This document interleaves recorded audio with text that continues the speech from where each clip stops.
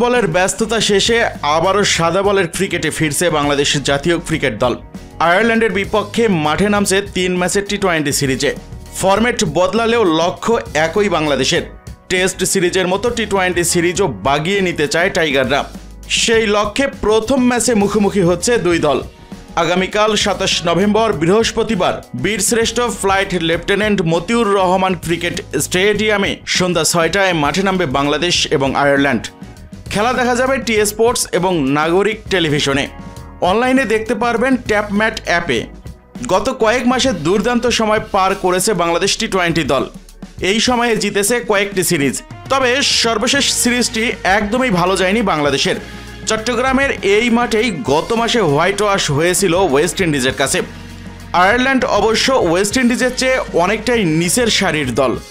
তবুও বাংলাদেশের জন্য চ্যালেঞ্জ আবারও জয়ে ফেরা। সেজন্য দায়িত্ব নিতে হবে ব্যাটসম্যানদের। গত সিরিজে যেটা করতে পারেননি সাইফ হাসান লিটন দাসরা, আয়ারল্যান্ডের বিপক্ষে সেটি করতে হবে তাদের। পরিসংখ্যান অবশ্য এগিয়ে রাখছে বাংলাদেশকেই। এখনও পর্যন্ত মোট 8 বার টি-20তে মুখোমুখি হয়েছে বাংলাদেশ আর আয়ারল্যান্ড। এর মধ্যে টাইগারদের জয় 5টি ম্যাচে। 2টি ম্যাচ জিতেছে আইরিশরা আর 1টি ম্যাচ ড্র হয়েছে। তবে আয়ারল্যান্ডের সাথে খেলা সর্বশেষ ম্যাচটিতে সুখদ স্মৃতি ছিল না বাংলাদেশের জন্য। 2023 সালে চট্টগ্রামে 3 ম্যাচের সিরিজ জিতলেও শেষ ম্যাচে 7 উইকেটে হারতে হয়েছিল বাংলাদেশকে। তাই সব মিলিয়ে এই ম্যাচে বাংলাদেশের জন্য চাপ থাকবে জয়ে ফেরার। তার উপর টি-20 বিশ্বকাপের আগে বাংলাদেশের এটি সর্বশেষ সিরিজ। চট্টগ্রামের ব্যাটিং সহায়ক উইকেট হলেও ওয়েস্ট ইন্ডিজের বিপক্ষে এখানেই রান খরায় পুড়েছিল বাংলাদেশের ব্যাটসম্যানরা। 3 ম্যাচে মোটে একবার 150 পার করতে পেরেছিল, সেটিও ছিল 151 রানের ইনিংস। আর সেই ম্যাচটা মাত্র 16.5 ওভারে 5 উইকেট হাতে রেখেই জিতে নিয়েছিল ক্যারিবিয়ানরা। আয়ারল্যান্ডের বিপক্ষে উইকেটে কোনো পরিবর্তন আসার সম্ভাবনা নেই। এতে বলা যায় এই সিরিজে ব্যাট হাতে রানের ফুলঝুরি ফোটাতে হবে ব্যাটসম্যানদের। দায়িত্ব নিতে হবে টপ অর্ডার ব্যাটসম্যানদের। অন্যদিকে মিডল অর্ডারে যেই সমস্যা আছে সেটিও কাটিয়ে উঠতে হবে, কেননা মাস 2-1 পরে অনুষ্ঠিত হতে যাওয়া টি-20 বিশ্বকাপের আগে এটাই বাংলাদেশের সবচেয়ে বড় দুশ্চিন্তার কারণ। চট্টগ্রামের ব্যাটিং সহায়ক উইকেটের কথা চিন্তা করে বাংলাদেশ একাদশ সাজাতে পারে 3 পেসার এবং 2 স্পিনারের সমন্বয়ে। সেক্ষেত্রে মুস্তাফিজুর রহমানের সঙ্গে পেস ইউনিটে দেখা যেতে পারে তানজিম হাসান সাকিব আর শরীফুল ইসলামকে। তবে শরীফুল ইসলামের জায়গাটা এখানে অনেকটাই নড়বড়ে, কেননা একাদশে একজন বাঁহাতি পেসার হিসেবে মুস্তাফিজুর রহমান যথেষ্ট ফিট। তাই টিম ম্যানেজমেন্ট চাইলে আরেক বাঁহাতি পেসার শরীফুল ইসলামকে ড্রপ করতে পারে। সেক্ষেত্রে নিশ্চিতভাবেই একাদশে অন্তর্ভুক্ত হবেন মোহাম্মদ সাইফুদ্দিন। সাইফুদ্দিন একাদশে ফিরলে একদিক দিয়ে বাংলাদেশের লাভই হবে, কেননা ব্যাট হাতেও টুকটাক ব্যাটিং করতে পারেন মোহাম্মদ সাইফুদ্দিন। তাই সাইফুদ্দিন যদি একাদশে ফেরেন তাহলে বাংলাদেশের ব্যাটিং লাইন আপটাও একটু গভীর হবে। এদিকে স্পিনে বাংলাদেশের জাতীয় ক্রিকেট দল অবশ্যই ভরসা রাখবেন রিশাদ হোসেনের উপর। তার সঙ্গে নাসুম আহমেদ কিংবা শেখ মেহেদির মধ্যে যে কোনো একজন থাকবেন একাদশে। তবে প্রথম টি-20তে একাদশের জায়গা পাওয়ার দৌড়ে শেখ মেহেদির চেয়ে নাসুম আহমেদই বেশি এগিয়ে।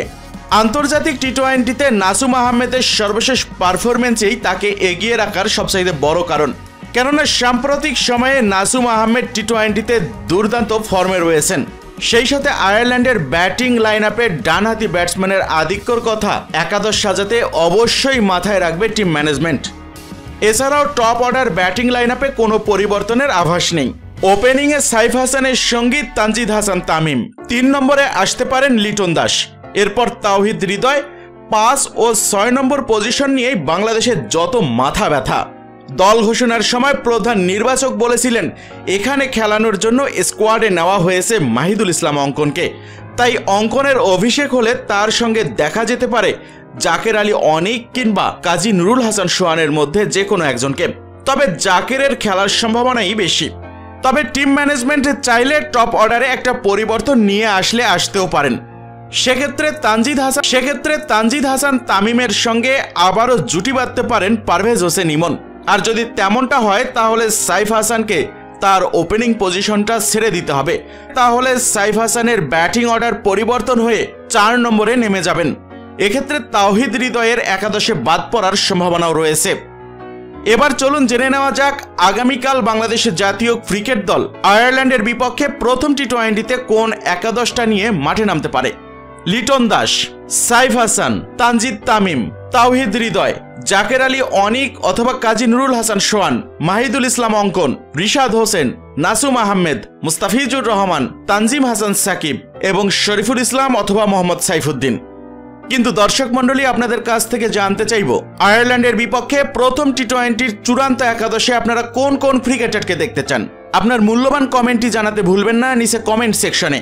ভিডিওটি ভালো লাগলে লাইক দিন, শেয়ার করে জানিয়ে দিন আপনার ক্রিকেট প্রেমী বন্ধুদের। আর হ্যাঁ, দয়া করে অবশ্যই সাবস্ক্রাইব করতে ভুলবেন না মিক্সার ওয়ার্ল্ডে, কারণ এখানেই আপনি পাচ্ছেন বাংলাদেশ ক্রিকেটের সবচেয়ে বিশ্লেষণধর্মী আপডেটগুলো। আজ এ পর্যন্তই, দেখা হবে পরের কোনো ভিডিওতে। ততক্ষণ পর্যন্ত সবাই ভালো থাকুন, সুস্থ থাকুন এই কামনাই করি। ধন্যবাদ সবাইকে।